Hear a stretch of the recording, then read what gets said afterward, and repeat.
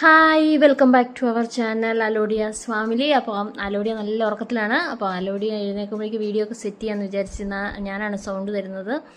അലോഡിയയെ കൊണ്ട് റെക്കോർഡ് ചെയ്യിപ്പിക്കാൻ പറ്റിയില്ല. വീഡിയോ ഒക്കെ സെറ്റ് ചെയ്തിട്ട് അവളെ കാണിക്കാമെന്ന് വിചാരിച്ചു. അപ്പോൾ നമ്മൾ ഇന്നൊരു യാത്ര പോവാണ്. നമ്മൾ കണ്ണൂരിൽ നിന്നും പയ്യാമ്പലം ബീച്ചിലേക്ക് പോവാണ് കേട്ടോ. പയ്യാമ്പലം ബീച്ച് ഇതിന് മുമ്പ് ഒരു പ്രാവശ്യം ഞങ്ങൾ പോയിരുന്നു ഫാമിലിയോടെ. ഞങ്ങൾ അന്നേരം കുഞ്ഞാറ്റയും തിറ്റിയും ഒക്കെ ചെറുതായിരുന്നു, അതുകൊണ്ട് അത്ര ഓർമ്മ ഉണ്ടാവുമെന്ന് തോന്നുന്നില്ല. 2 years ബാക്കിലാണ് അന്നേരം നമ്മൾ യാത്ര ചെയ്തത്. അപ്പം നമ്മൾ ഇന്ന് പയ്യാമ്പലത്തേക്ക് പോകണം. പിന്നെ ഇന്നത്തെ യാത്രയ്ക്ക് ഒരു പ്രത്യേകത ഉണ്ട് കേട്ടോ.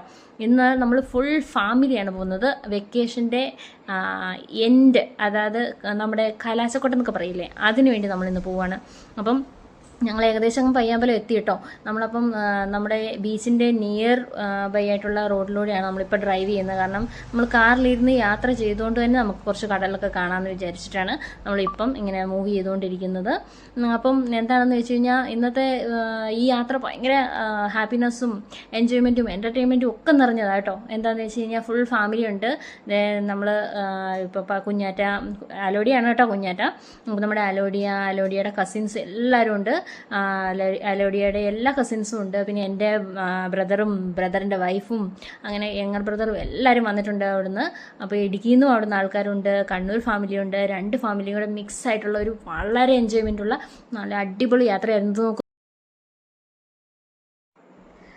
actually all our subscribers are from different states, so they don't understand.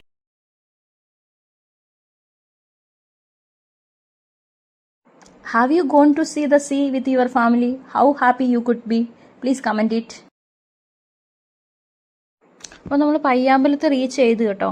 ശരിക്കും പറഞ്ഞു കഴിഞ്ഞാൽ നമ്മൾ കടലിൻ്റെ അടുത്തേക്ക് പോകാതെ തന്നെ കടലിൻ്റെ ആ ചെറിയ വഴികളിലൂടെ നമ്മൾ കാർ ഡ്രൈവ് ചെയ്യാൻ വേണ്ടി ആഗ്രഹിച്ചിട്ടാണ് നമ്മൾ ഒരു റൗണ്ട് അടിച്ചത്.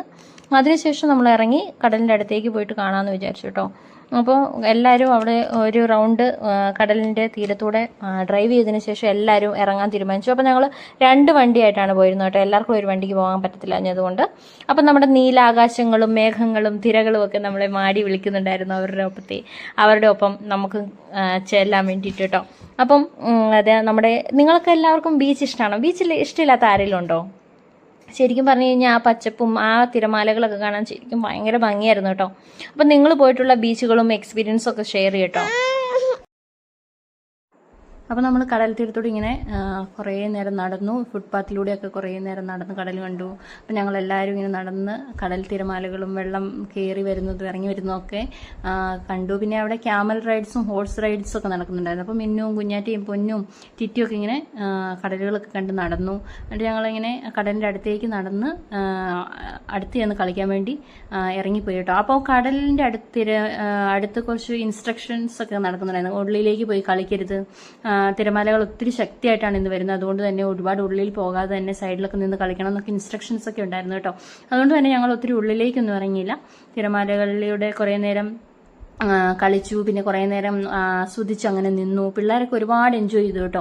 അവർ കുറേ നേരം വെള്ളത്തിൽ ചാടി കളിച്ചു. കുറച്ച് നേരം കടലിൻ്റെ അരികിലൊക്കെ നമ്മൾ ചെറുപ്പം തൊട്ടേ കേട്ടിട്ടില്ലേ, കടലിൻ്റെ തിരമാലകൾ വരുന്ന സൈഡിലൊക്കെ നമ്മുടെ പേരും കടലമ്മ കള്ളി അങ്ങനെയൊക്കെ കുറേ എഴുതി വെക്കുമല്ലോ. അങ്ങനെയൊക്കെ എഴുതി വെച്ചതിന് ശേഷം കടൽ തീരത്ത് അടുത്ത് തന്നെ ഒരു ചെറിയ പാർക്കുണ്ടായിരുന്നു പിള്ളേർക്ക് വേണ്ടിയിട്ട് കേട്ടോ. അവിടെ നമ്മൾ പാർക്കിൽ പോയപ്പോഴാണ് ശരിക്കും പറഞ്ഞു കഴിഞ്ഞാൽ വെള്ളത്തിൽ കളിച്ചതിനെക്കാട്ടിലും കൂടുതൽ ഹാപ്പിനെസ് പിള്ളേരുടെ ഫേസിൽ കണ്ടത് കേട്ടോ. ടിറ്റിയൊക്കെ ആണെങ്കിൽ ഇങ്ങനെ റൈഡിലൊക്കെ കയറി കളിക്കുമെന്ന് ഞങ്ങൾ ഒരിക്കലും വിചാരിച്ചില്ല കേട്ടോ. പേടിയായിരിക്കും, കരയും എന്നൊക്കെ വിചാരിച്ചു. പക്ഷേ ടിറ്റി എല്ലാ റൈഡും മാക്സിമം എൻജോയ് ചെയ്തു. ടിറ്റിയും കുഞ്ഞാറ്റിയും എല്ലാ പിള്ളേരും, മുത്തും പൊന്നും ചെറിയ പൊന്നും വലിയ പൊന്നും മിന്നും എല്ലാവരും എല്ലാ റൈഡിലും കയറി മാക്സിമം എൻജോയ് ചെയ്തു.